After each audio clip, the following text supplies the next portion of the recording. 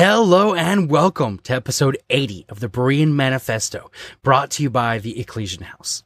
This is Pastor Bill, and this is the third and final installment in our series taking a look at Christ as described in Hebrews 4:12. For the word of God is living and effective, and sharper than any double-edged sword, penetrating as far as the separation of soul and spirit, joints and marrow.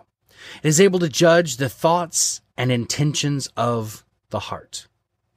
If you're joining us for the first time and you haven't listened to parts 1 and 2, the living and effective Christ, and Christ is sharper than any double-edged sword, then I would highly suggest you go back and listen to both of those episodes before you continue with this one.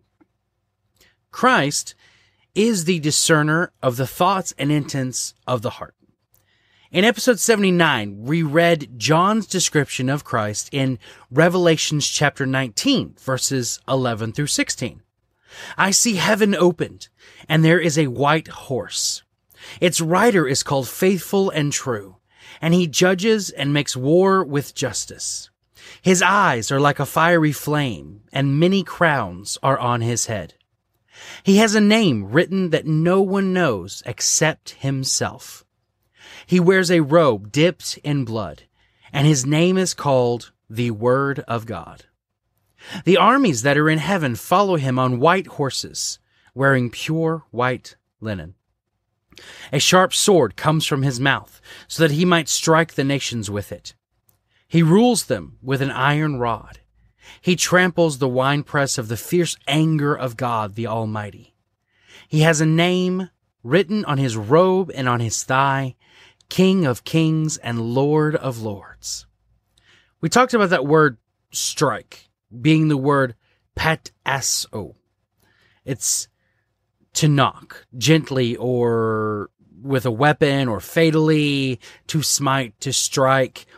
The Strong's Thesaurus says that it's probably a prolongation of the word to sting, as a scorpion. This sword that comes out of his mouth and strikes the nations is the gospel. We are co-heirs with Christ and extensions of him in sharing that gospel to the ends of the earth. The gospel strikes at the hearts of the nations, turning their hearts toward Christ.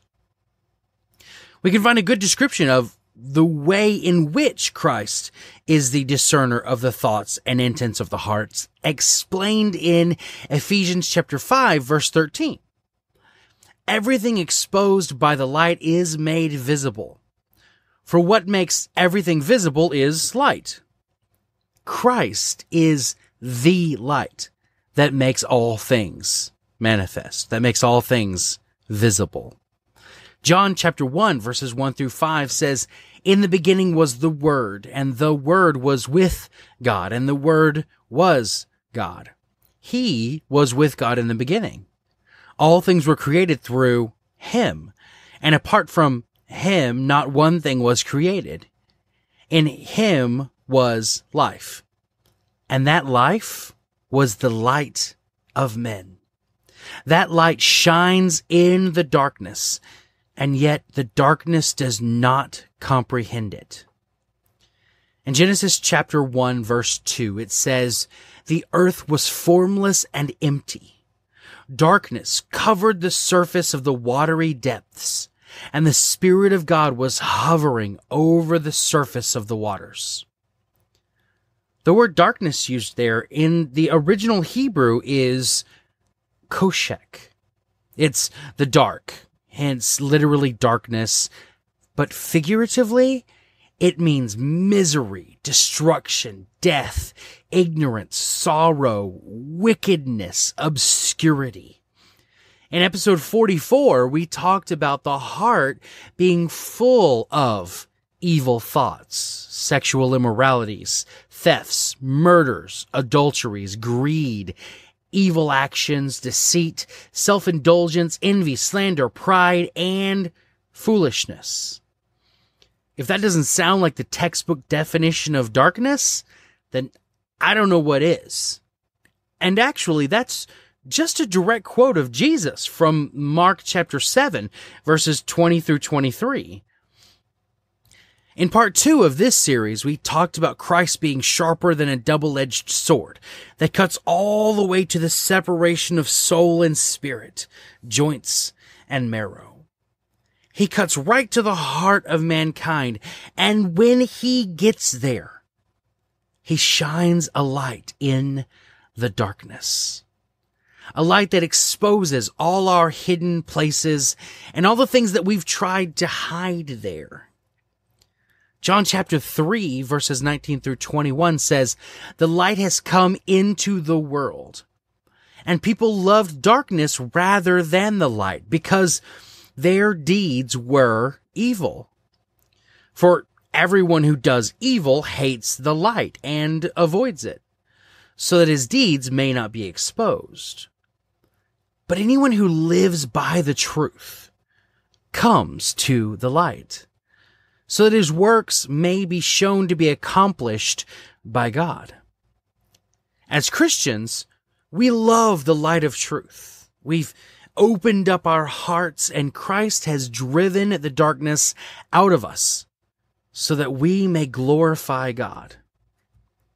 Christ is living and effective.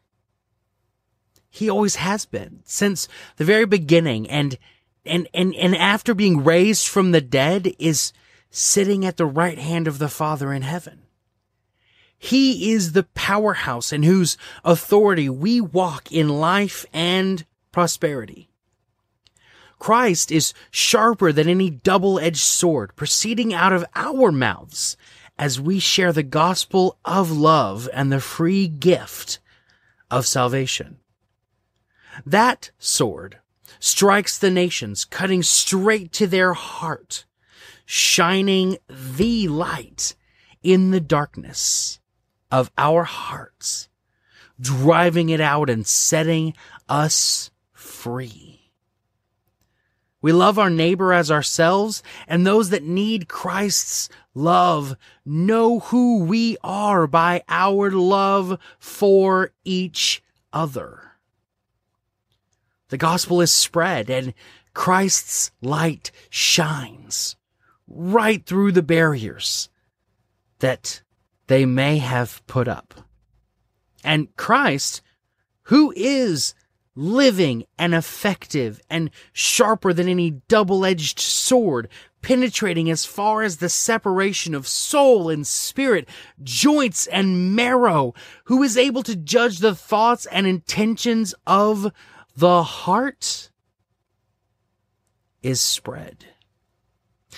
That wraps up our 3-part series on the description of Christ in Hebrews chapter 4, verse 12.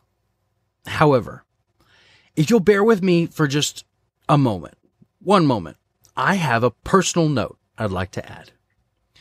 Most of the listeners of this podcast have never met me and don't know that I have 3 children.